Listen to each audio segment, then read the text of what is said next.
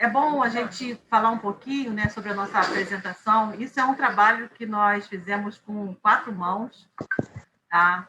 É um trabalho que a gente está ainda em desenvolvimento, porque, como todo mundo sabe, o Covid é novo. Então, é um trabalho que está sendo produzido pela Coordenação de Vigilância Epidemiológica, junto com a Gerência de Doenças Imunopreveníveis, né, que está dentro da Coordenação de Vigilância Epidemiológica, junto com o CIEVES, que hoje em dia é uma superintendência, não mais uma coordenação de informações estratégicas de vigilância e saúde, e que essa estrutura que eu falei agora faz parte da Subsecretaria de Vigilância e Saúde da SES-RJ. Também esse trabalho nosso, que a gente ainda está concluindo, né, também tem a participação da Subsecretaria de Gestão Integral Atenção à Saúde, né, que, no caso, é a área técnica da criança, como também tem a SAFIE. E também tem a participação do LACEN. Então, essas são as áreas que fizeram parte desse protocolo, né, da síndrome inflamatória multissistêmica pediátrica, né, que é SINP, temporalmente associada à Covid-19. A gente fez 2 documentos, né, em relação à vigilância da SINP. A gente já fez um informe técnico, que é o número 1, de 2020. Ele já está no Rio com Saúde. Paralelamente a ele, né, quando a gente produziu esse informe técnico, a gente até colocou a disponibilidade dele, do endereço dele, no grupo de vigilância epidemiológica, mas depois a gente socializa ele novamente, até porque a gente vai fazer umas outras atualizações nele. Também foi elaborado, paralelamente, uma nota técnica, não é? Que, na verdade, uma resolução da SES, colocando essa vigilância como universal no estado do Rio de Janeiro. Por que a gente fala isso? Não é? Toda essa discussão começou, como todos sabem, não é? A partir do primeiro caso, que ocorreu na China, em 2019, em dezembro. A gente sabe que, até o momento, né, os casos em crianças e adolescentes, eles são pouco quando comparado a outras faixas etárias, mas, mesmo assim, foi observado, né, a primeira vez na Inglaterra, com casos associados ou não anteriormente por Covid-19, com uma manifestação de síndrome de Kawasaki. Isso foi em abril. Quando foi em maio, a OPAS, né, juntamente com o Ministério da Saúde, na presença da Vigilância em Saúde, da Atenção Primária, foi discutido essa questão da possibilidade da síndrome inflamatória multissistêmica pediátrica, juntamente também com a Sociedade Brasileira Pediátrica, não é? E foi feito um alerta pelo Ministério da Saúde. E, em julho, o Ministério da Saúde ele fez, não é, uma portaria onde determina a vigilância sentinela, né, no caso dessa SINP, e ela sendo somente nas capitais das unidades federativas. Porém, o Estado do Rio de Janeiro, a gente optou em colocá-la como uma vigilância universal.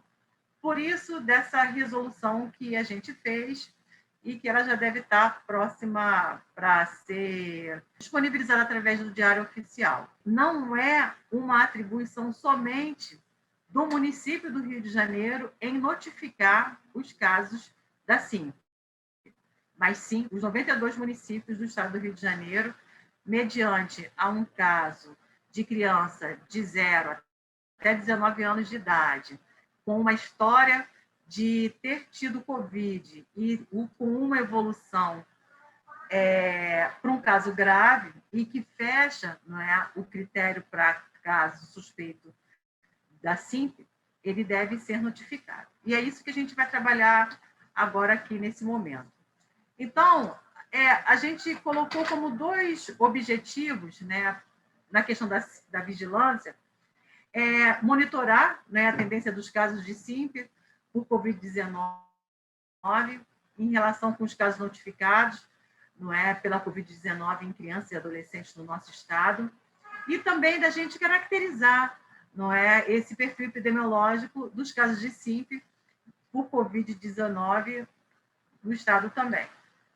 E aí, quais são os critérios, né, de definição desse caso de SIMP? E esse critério, vale ressaltar que a gente se baseou na portaria emitida pelo Ministério da Saúde. Então, a gente coloca, assim, alguns critérios. O primeiro, que essa criança de 0 a 19 anos, ela tem que ter tido febre persistente, não é, no período igual ou maior do que 3 dias, e essa febre, o mínimo dela tem que ser de 38 graus, tá? E é um tipo de internação, são todas essas crianças, elas sempre serão internadas, tá? Além dela ter febre persistente, né, e alta, essa febre alta e persistente, ela também, nos exames dela, tem que apresentar marcadores de inflamações elevados, como o VHS, um PCR, tá?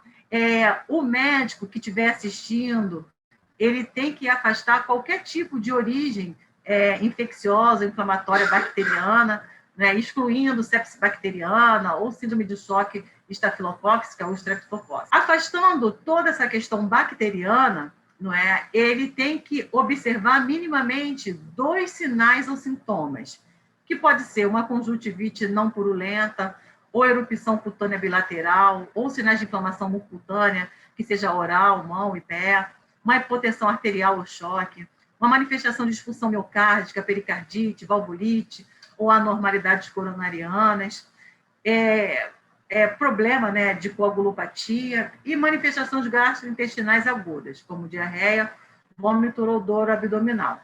Eu estou passando assim muito rápido, porque certamente a Fernanda ela vai trabalhar melhor essa questão, até porque ela é médica e eu sou enfermeira de saúde pública, né? E a minha área toda é vigilância. Aí a gente chama atenção, né, que esse critério para que tipo de população? Crianças, adolescentes de 0 a 19 anos que preencheram critérios totais ou parciais para a síndrome de Kawasaki ou choque tóxico, tá? E como a gente classifica esse caso? A gente pode classificá-lo como laboratorial, caso confirmado laboratorial, ou um caso confirmado clínico-epidemiológico, ou ele sendo descartado. Então, o caso confirmado laboratorial, não é? Além dele ter um resultado laboratorial de PCR, ele também tem que ter critérios totais ou parciais para a síndrome de Kawasaki ou choque tóxico. No caso, para caso confirmado clínico epidemiológico, essa criança ela não vai ter um resultado laboratorial dela, não é, de PCR, mas ela teve de algum contato intradomiciliar que tenha dado o reagente, o detectado, né, seja sorologia ou PCR, além dela ter critérios totais ou parciais para a síndrome de Kawasaki ou choque tóxico. E o caso descartado é aquela criança que foi internada, não é? Mas ela não tem critérios totais ou parciais para se fechar uma síndrome de Kawasaki ou um choque tóxico. Ela pode até ter um PCR detectável, tá? Ou não, mas por ela não ter fechado os critérios totais ou parciais de síndrome de Kawasaki ou choque tóxico, ela não é vista como um caso de SIMP, tá? Um caso suspeito de SIMP.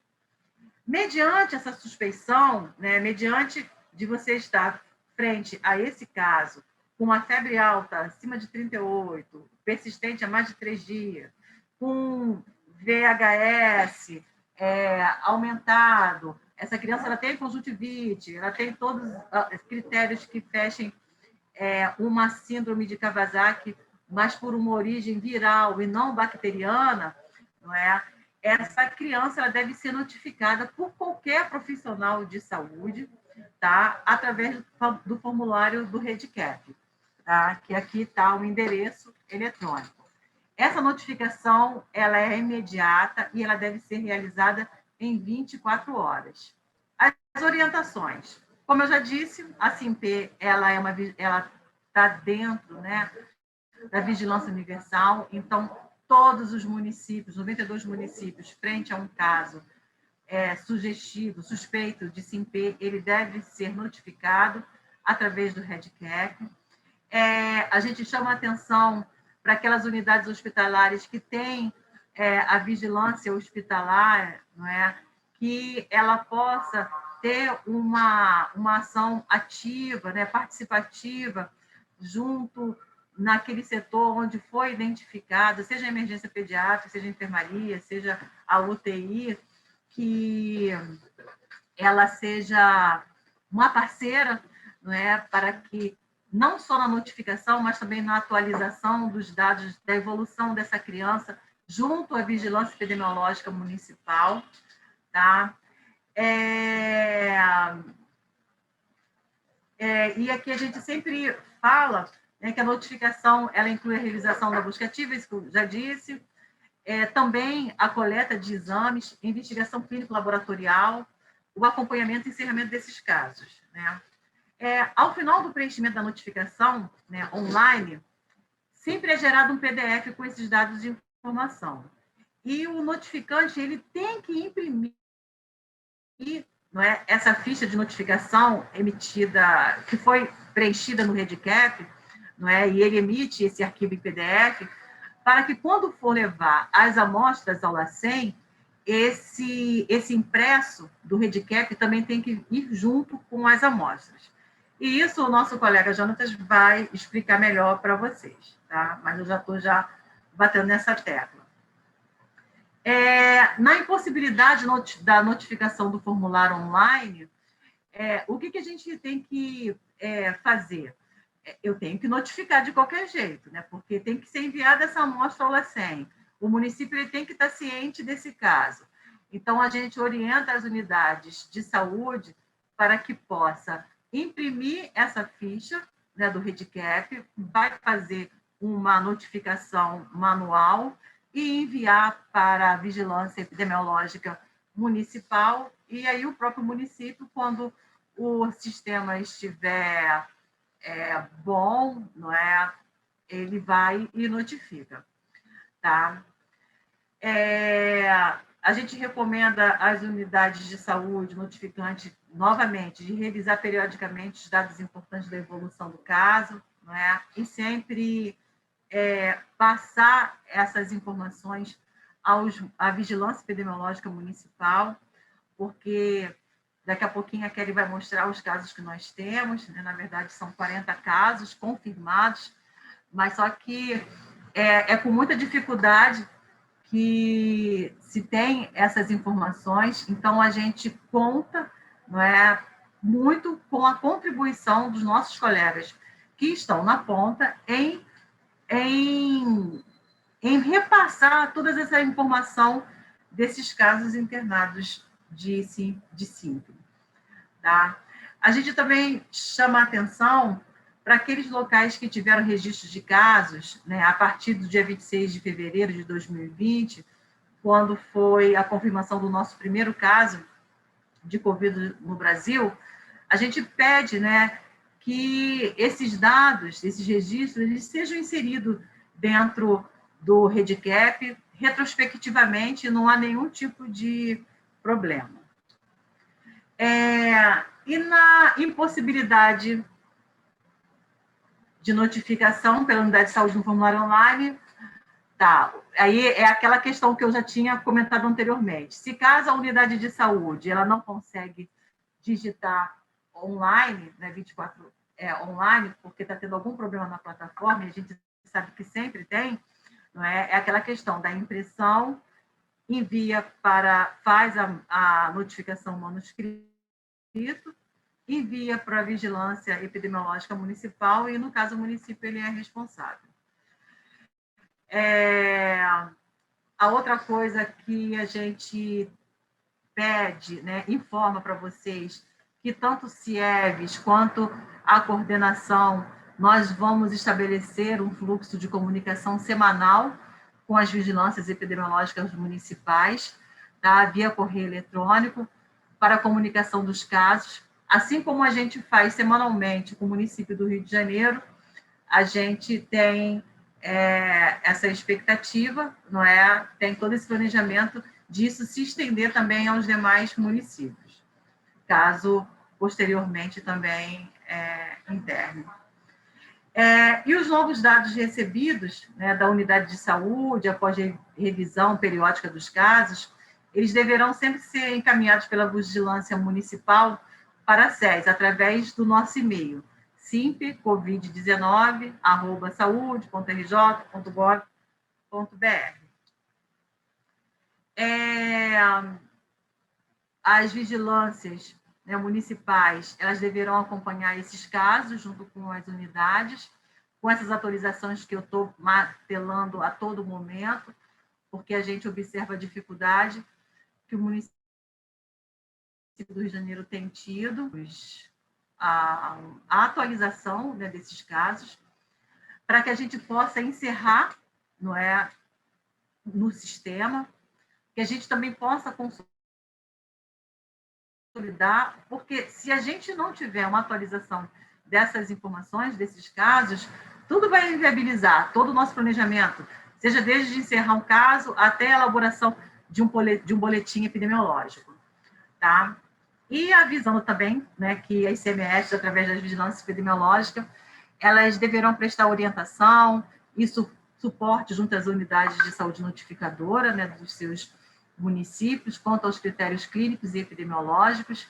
E também a gente está à disposição para qualquer dúvida, principalmente clínica, enfim, nós, como a gente está para tantas outras frentes em relação ao Covid, nós também estamos para os casos de SIMP, tá?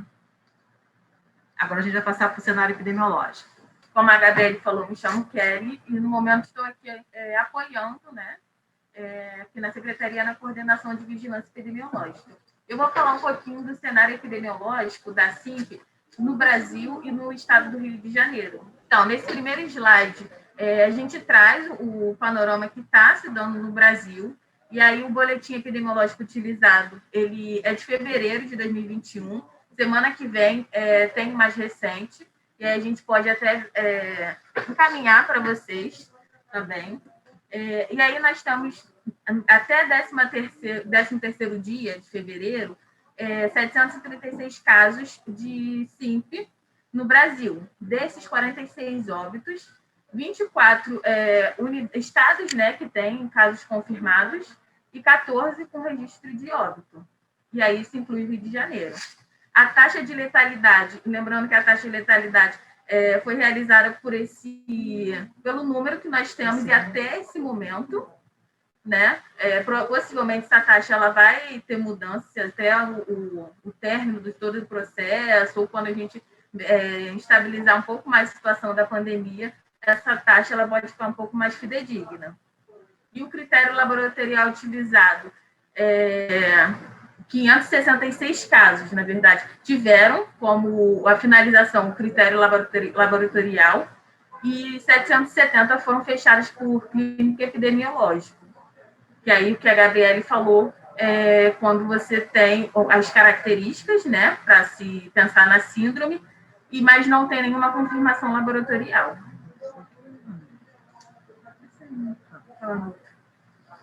Aqui falando do estado do Rio de Janeiro, como a Gabriele falou, nós temos até o momento 40 casos confirmados, né, pelo menos inseridos na rede CAP, notificados na rede CAP. A gente percebe que nas semanas eles vão se distribuindo entre 1 a 2 casos por semana, a partir da 14ª semana de 2020 até a 9ª semana de 2021. Essa base ela foi retirada ontem, dia 17 de março de 2021, foi retirada da rede CAP, Então, esses dados são referentes até o dia até a 9ª semana, até ontem, que a gente tem, né, de informação até ontem. Na segunda, eu trouxe os casos divididos em trimestres, para facilitar a visualização, e a gente percebe que no primeiro trimestre, né, que se deu já o início da pandemia, e o primeiro caso de SIMP, nós temos de abril a junho 13 casos confirmados.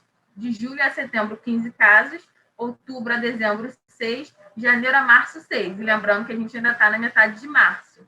Né? Então, esse número também pode ser que mude até o final do mês da semana epidemiológica. Esse aqui, esses casos trazidos, é o nosso percentual de casos de confirmação dos casos, como eles foram confirmados. E aí, 58%, no caso o total de 23 casos, foram confirmados por critério laboratorial. E aí a gente reforça que, embora tenha o critério clínico epidemiológico, também como uma forma de você fechar esse caso, a gente sempre pede que, quando possível, realizar exames laboratoriais para fechar pelo o critério laboratorial. Né? E aí a gente percebe que até a 9ª semana, 17 casos, 42% foram por critério epidemiológico, clínico epidemiológico. Vai ser mais claro. Só um minutinho. Aqui nós trouxemos um mapa, os municípios que têm de notificações, né, aqui no estado do Rio de Janeiro, e aí a gente percebe que um caso que tem notificação, não, desculpa, que tem caso confirmado. Os municípios de Santo Antônio de Pádua, Nova Iguaçu, Duque de Caxias e Magé têm um caso confirmado. Né? Em Petrópolis, nós temos dois casos confirmados. Em Macaé, temos 3 casos. Em Niterói, 4 casos. São Gonçalo, 8 casos. E no município do Rio de Janeiro, temos 19 casos confirmados. Aqui a gente trouxe para fazer mais ou menos uma característica dessas crianças. E aí percebemos que a maior parte ocorre em crianças de 0 a 4 anos. E aí dando destaque para as crianças de até 1 ano, que representam uma parcela significativa desses casos. Né? 1 ano nós temos 7 casos, e com menos de 0 anos a 1 ano nós temos, na verdade, 11 meses, né? Nós temos 6 casos confirmados. E aí, de 15 a 19 anos, a gente percebe que temos 4 casos. Conforme a idade vai aumentando, a gente observa uma redução nesses casos. A questão do sexo, 52% são meninas, né, do sexo feminino, que aí representa 21 casos desses 40 que nós estamos falando aqui. Raça-cor. A raça-cor branca é a que apresenta maior número de casos confirmados, um total de 32%. A raça-cor preta, 28%, e a raça-cor parda, 15%. Como a gente, na política, né, se preconiza que a gente junte a raça-cor parda e preta, que aí se torna a raça-cor negra, a gente percebe que, na verdade, é um número maior, né, desses casos. Total de 17 casos na população negra. E ignorado, nós temos 25%. Ainda é um número significativo para a gente, considerando que a Secretaria até mesmo emitiu uma nota técnica, né, no final do ano passado, falando sobre a importância do preenchimento das fichas, principalmente de Covid, né, para a gente marcando esse quesito de raça-cor, até porque a gente sabe que marcar quesito de raça-cor daqui a pouco, lá na frente não, mas assim, em pouco tempo, isso mobiliza também políticas para a gente pensar, tanto o Estado quanto o município. Então, a gente reforça a necessidade. Em estudo realizado, né, com outras doenças agudas, a gente percebeu que teve 50% de fichas que não tinham relatado a raça-cor. A gente observando, assim, que 25% é até positivo diante do cenário anterior, mas a gente ainda pode reforçar, né, a importância dos serviços de manter esse preenchimento de raça-cor. E aí, dos critérios de definição do caso, né, aqueles critérios que a Gabriele citou por alto, nós percebemos que 90% dos casos, a criança apresenta uma febre de mais de 38 graus por pelo menos 3 dias, 3 dias ou mais.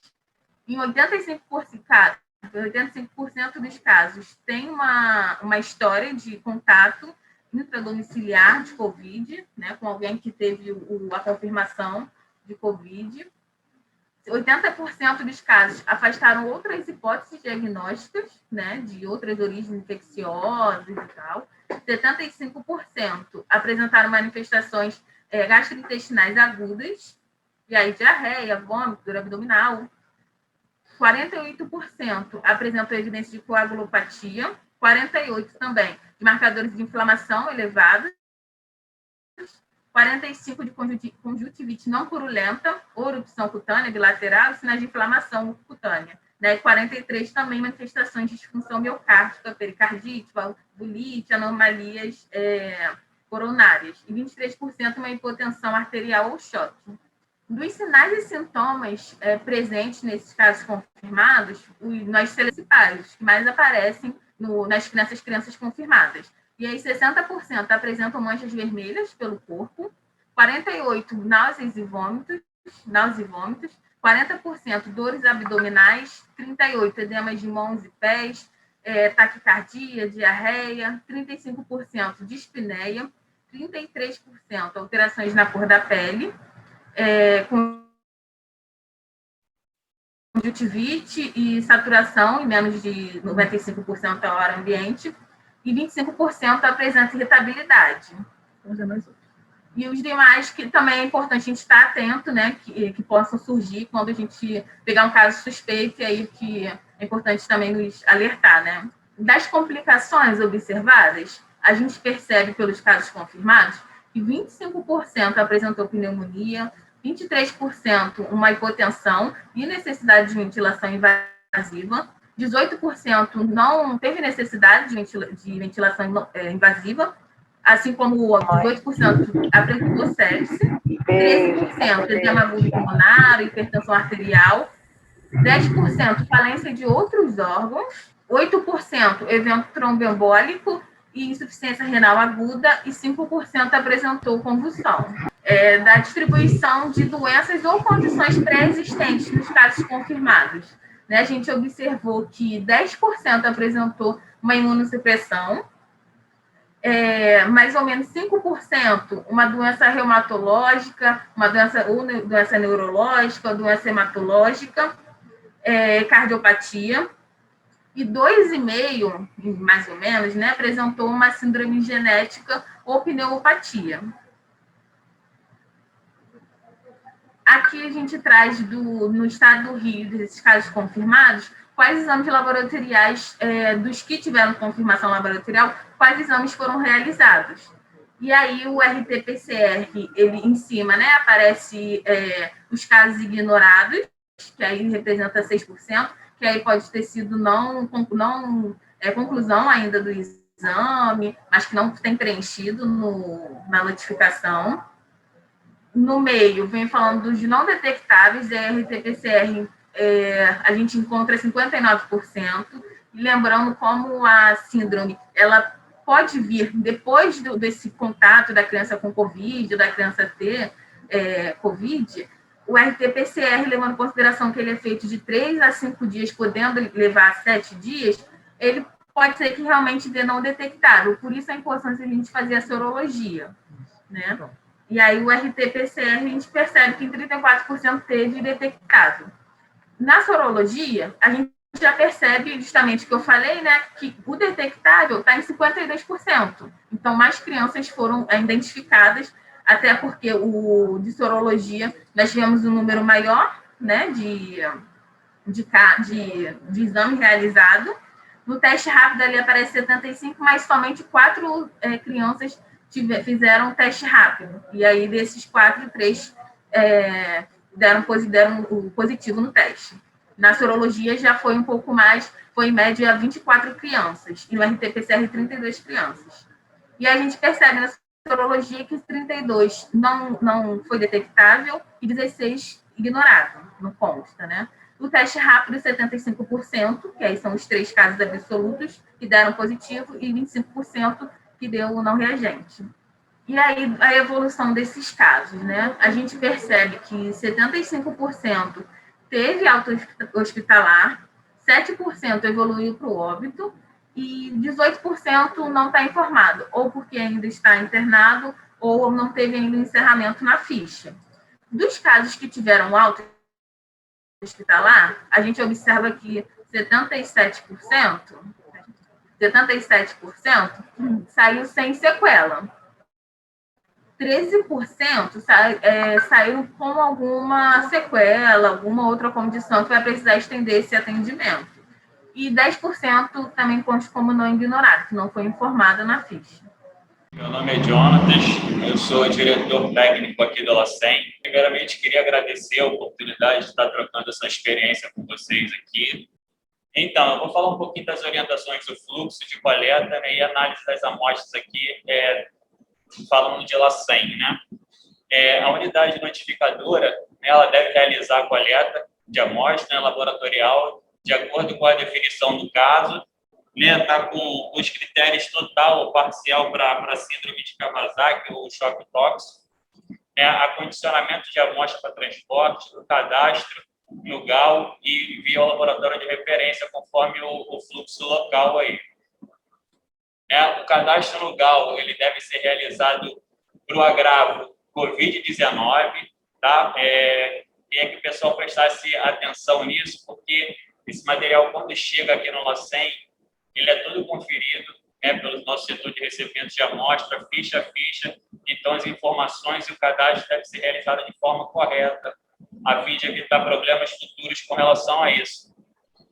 Tá? O cadastro no GAL deve ser realizado com agravo Covid-19, né, no campo finalidade, colocar como investigação, né, e no campo de inscrição, né, descrever bem lá como síndrome inflamatória multissistêmica pediátrica, o SINP.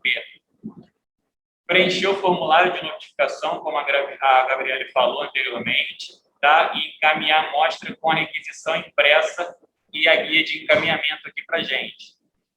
A notificação no formulário, né, online, ela deve ser realizada de forma independente à coleta de amostra. A Gabi também já frisou bem isso aí para a gente. Né? O laboratório central, aqui o LACEN, né, ele tem a função de triar, processar, fazer análise, né, das amostras dos casos notificados para SIM, né, enviada pela unidade, e liberar os resultados no GAL, né, com a mesma prioridade, tá, e velocidade dos casos suspeitos de Covid-19. O horário de entrega das amostras aqui no LACEN é de 8 às 5 da tarde, tá? Inclusive nos finais de semana. A gente está com uma equipe formada aqui para atender de domingo a domingo. O LACEN não funciona mais somente de segunda a sexta. A gente está rodando direto de domingo a domingo. Então, as amostras elas podem ser entregues nesse horário sem o menor problema. Vai ter gente aqui para receber. Se tratando de amostra para diagnóstico molecular, tá? Que é o RT-PCR, as amostras devem ser refrigeradas de 2 a 8 graus, tá? Até o processamento, que não deve ultrapassar as 72 horas, né, depois da coleta. Caso haja impossibilidade de processar a amostra nesse período, recomendado, né, congelar essas amostras a menos 70 graus. E caso haja necessidade de transporte, no caso, o envio do material de vocês para a gente tem que assegurar, de fato, a manutenção dessa temperatura, tá? É importante que ele venha dentro da temperatura estipulada. Muito importante também comentar aqui, para a pessoa evitar o congelamento e o descongelamento sucessivo dessa amostra. A embalagem, né, para o transporte dessa amostra, se tratando de PCR, tá? Que a amostra de caso suspeito com infecção por SARS-CoV tem que seguir os regulamentos de remessa para substância biológica, que é o N3373, tá, de categoria B, que é uma classificação da ONU para espécimes para diagnóstico. Tá? Quando o material for sorologia, né? Quando for soro, a amostra deve ser colhida em tubo de poliestireno, né? Com tampa de cor amarela, com gel separador, né? Amostra centrifugada e refrigerada entre 2 e 8 por até 72 horas. Caso a amostra não seja processada dentro desse prazo, ela deve ser congelada a -20. No caso do transporte do soro, pode ser em caixa de isopor, tá? Normal, com gelo reciclável. E para finalizar aqui esse processo do LACEN, né, pacientes, né, que infelizmente vierem a evoluir para óbito, né, a gente pede que os materiais, né, que sejam colhidos tanto para diagnóstico viral quanto para diagnóstico histopatológico sejam materiais de tecido de região central dos brônquios, né, tanto do bronco direito, esquerdo e da traqueia proximal e distal, né, e tecidos de parênquima pulmonar direito, esquerdo, né, e tecidos de tonsila, de suave de mucosa nasal. Mas acho que deu para passar o papel do LACEN frente a vocês e com a ajuda de vocês aí. Obrigado. Obrigada a você. Fernanda, agora é você. Boa tarde, gente. Meu nome é Fernanda, eu sou médica pediatra, trabalho na secretaria na área técnica de saúde da criança e também trabalho na assistência fora da SES.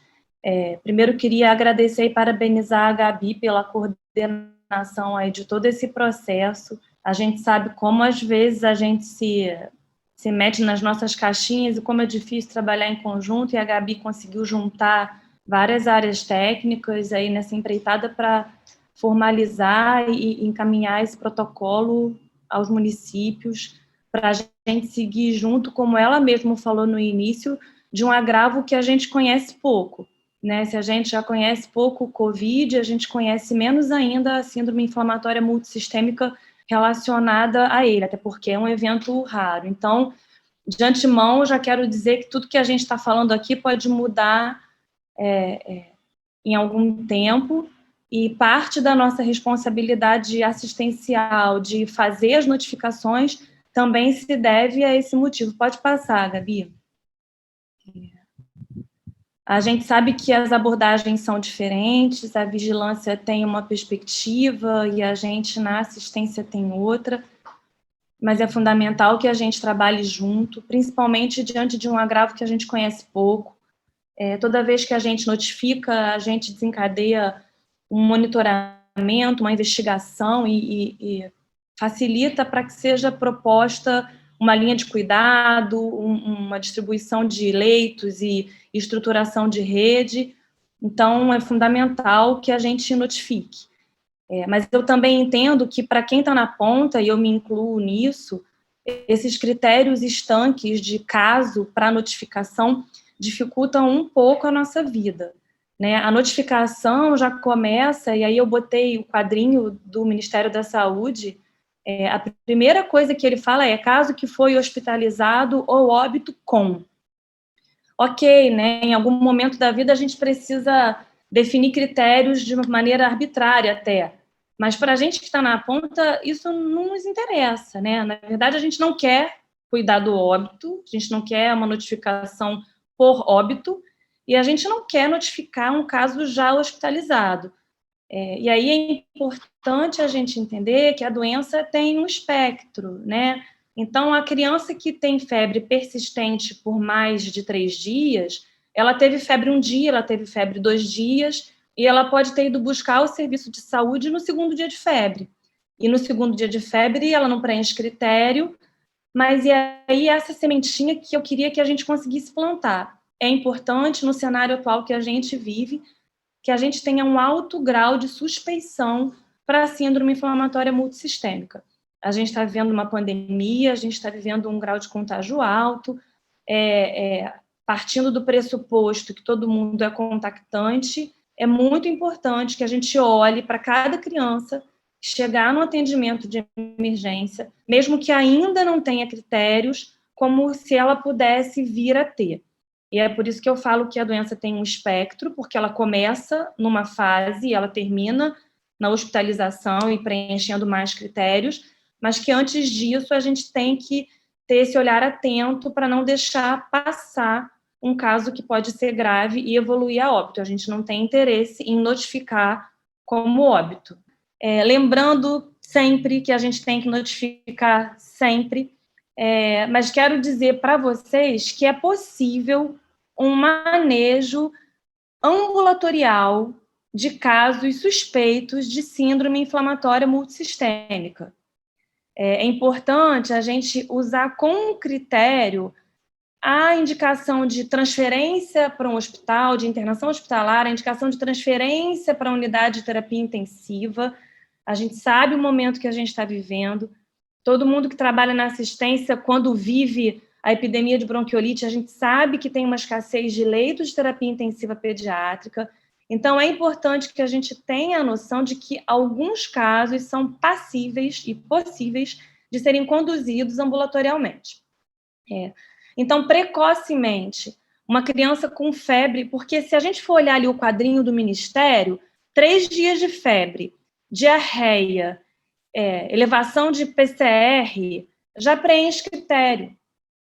E aí você já teria um caso que, teoricamente, preencheria critério, exceto pela hospitalização, e que você pode perfeitamente manejar ambulatorialmente até que você tenha a conclusão do caso ou necessidade real de hospitalização.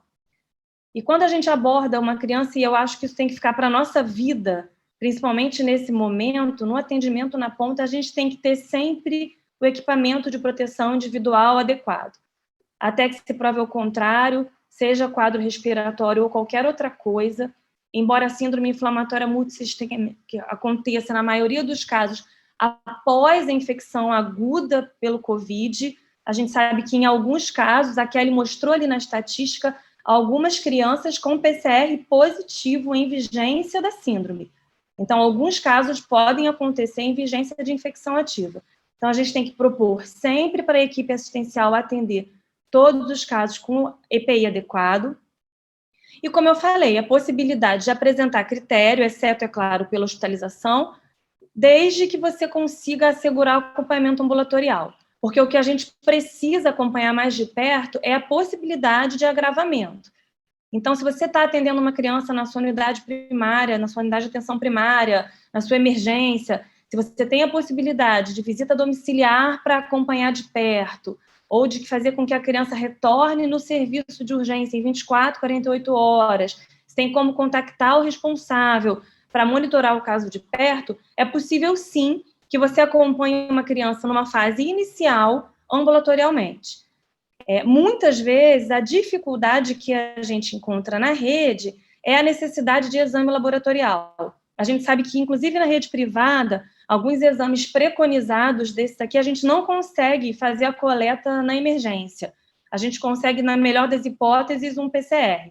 Às vezes, nem as culturas que a gente necessitaria coletar para afastar a infecção, a gente consegue fazer no ambiente de emergência ou na atenção primária. Isso, às vezes, é o que é o gargalo e é o que impõe a necessidade de hospitalização. E para os casos leves, né, como eu falei no início, febre de 3 dias, diarreia e vômito, PCR elevado, história de contato com Covid, se você acha que consegue acompanhar aquela criança de perto, o tratamento é suporte, como a gente trataria, abordaria qualquer gastroenterite aguda. Hidratação, monitoramento sintomático e acompanhar de perto a criança, atentando para a possibilidade de deterioração clínica. Pode passar, Gabi. E os casos moderados a graves, aí sim a gente se impõe a necessidade de segmento em ambiente hospitalar. E aí, gente, não muda o que a gente, na prática, sempre indica como hospitalização, e acho que essa é uma mensagem que tem que ficar também, né? Não é porque eu suspeitei de síndrome inflamatória multissistêmica que eu tenho que hospitalizar 100% dos casos. A gente vai colocar dentro do hospital quem tem que estar dentro do hospital.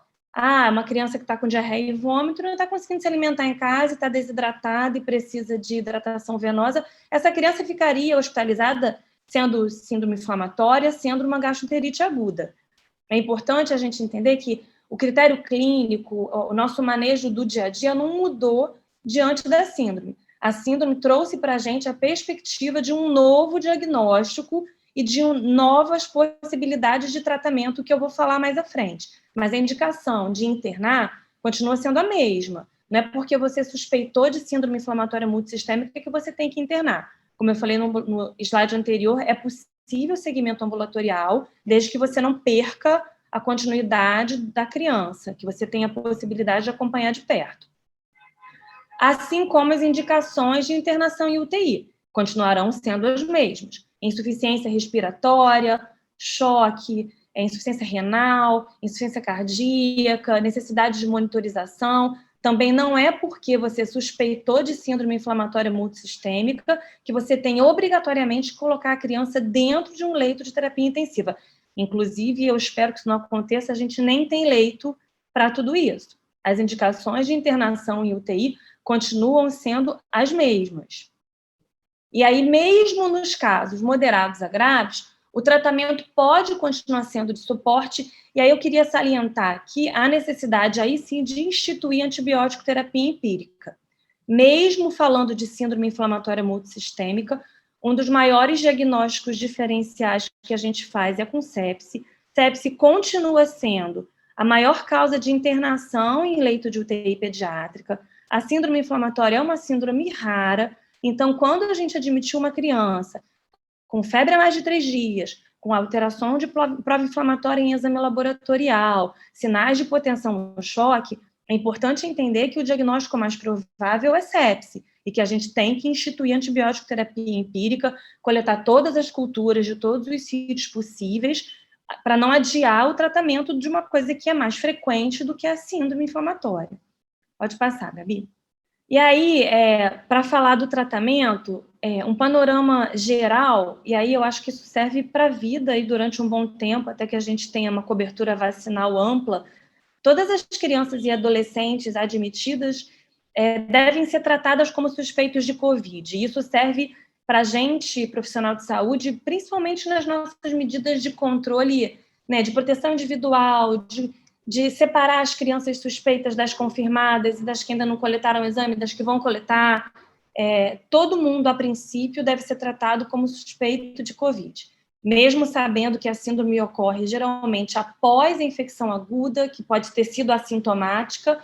A gente viu nos dados que a Kelly mostrou que, às vezes, as crianças ainda têm PCR positivo e uma possibilidade de contaminação. E aí, por isso, a gente deve utilizar os protocolos locais, cada unidade hospitalar, cada centro de saúde, cada município, né, tem os seus. Sempre antibiótico terapia empírica, principalmente naquelas que necessitaram hospitalização, lembrando que a causa mais frequente de febre persistente, queda do estado geral, choque e hipotensão continua sendo sepse, a gente não pode perder o tratamento oportuno. E as terapias antivirais e imunomoduladoras só devem ser consideradas no âmbito de protocolos clínicos bem definidos. Então, tudo que a gente escuta falar aí não tem nada bem estabelecido para o tratamento da síndrome inflamatória, tampouco da COVID. Então, a não ser que você tenha um protocolo de pesquisa ou um protocolo clínico validado no seu serviço, não tem nada que a gente recomende para tratamento ou outro. Pode passar, Gabi.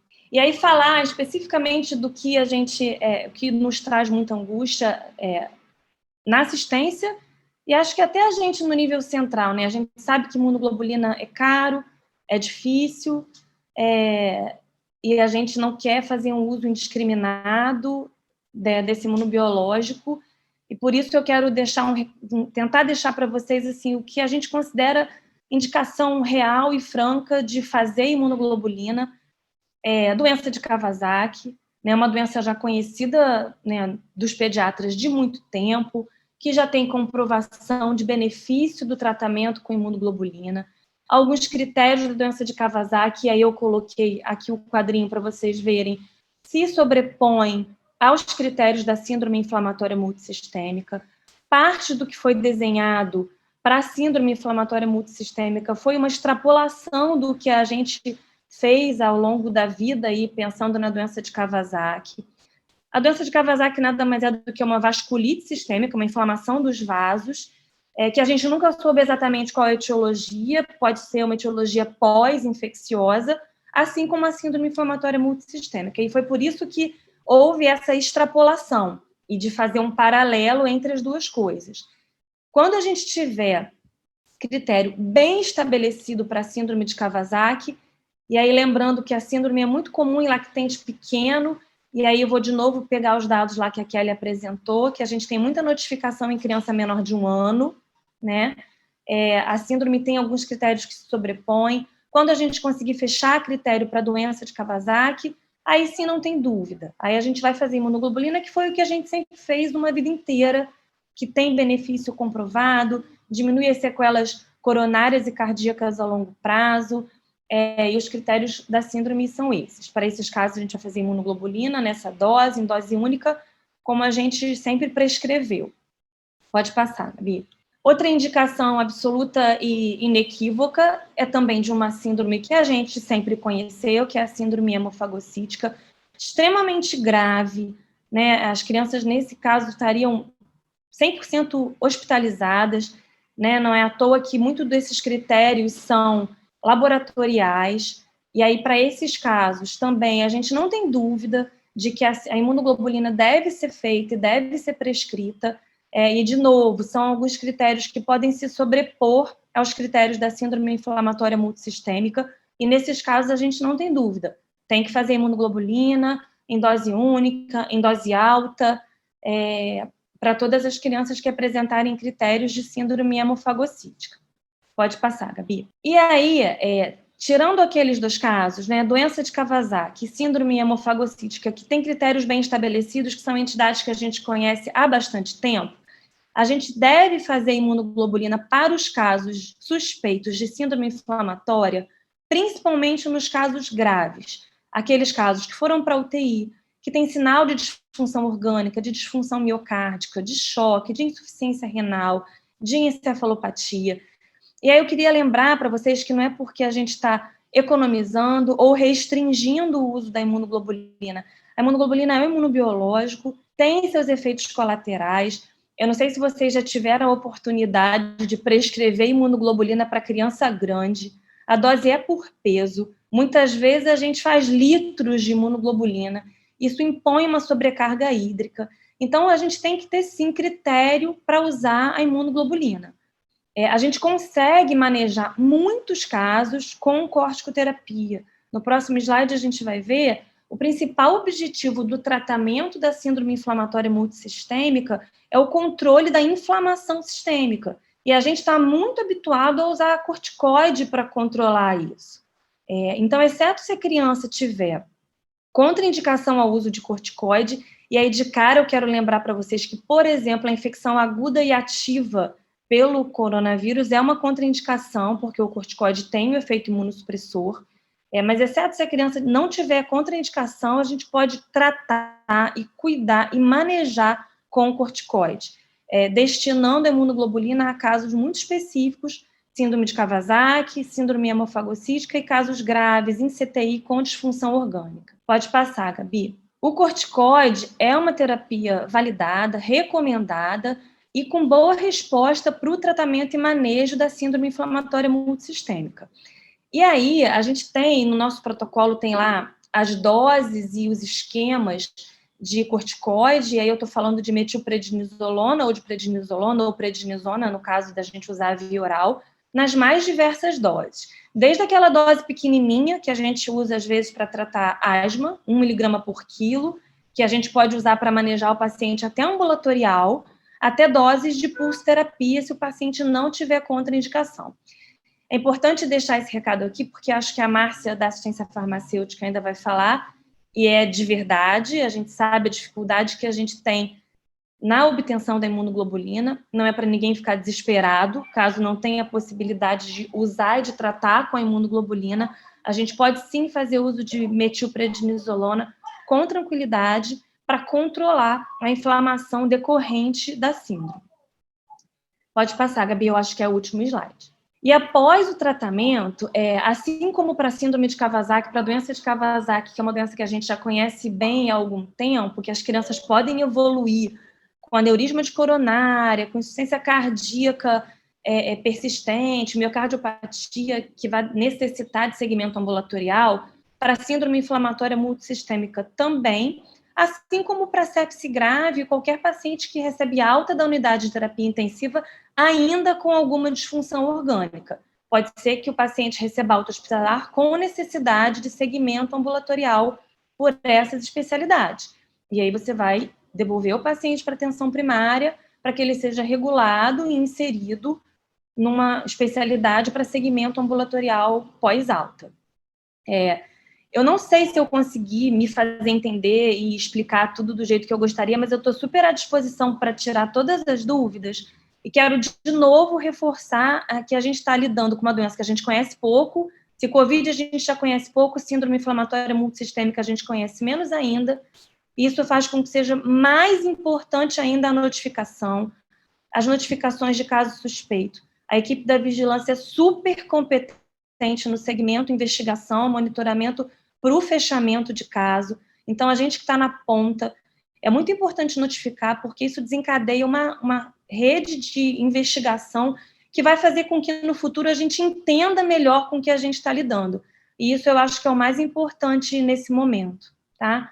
Obrigada, Gabi, parabéns mais uma vez aí. Meu nome é Márcia, eu sou coordenadora do CIAF, que é o componente especializado da assistência farmacêutica e que é vinculado à Superintendência de Assistência Farmacêutica e Insumos Estratégicos da SES.